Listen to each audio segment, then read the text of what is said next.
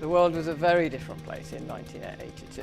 There was no mobile phones, no GPS, no internet. People didn't do trips like that in those days, and it was very unusual. I mean, even for a bloke to ride around the world in those days was pretty unusual, but for a woman to do it, I mean, even for a woman to ride a big bike then was pretty unusual.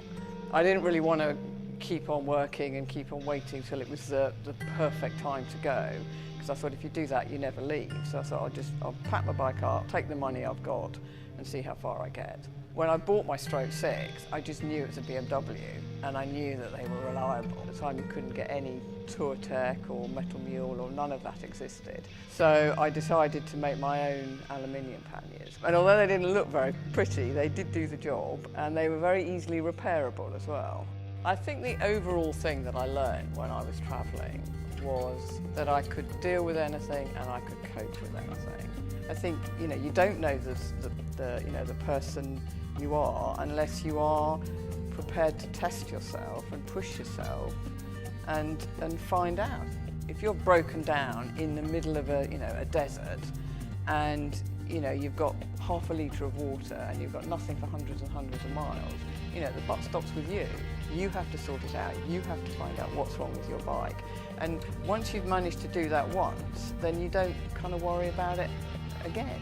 I learnt quite a lot about my bike before I went, but certainly during the trip, with all the various things that happened, say catching fire and having to rewire it, and when I cartwheeled it in Australia. So I did learn a lot, and then when I came back, I completely stripped her down. Every single nut and bolt, completely stripped her down, and re-sprayed the frame and put her all back together again. When I got back from my trip in '84, I just packed all my photographs and diaries in a box, threw them in the back of a cupboard, which is where they stayed for 30 years.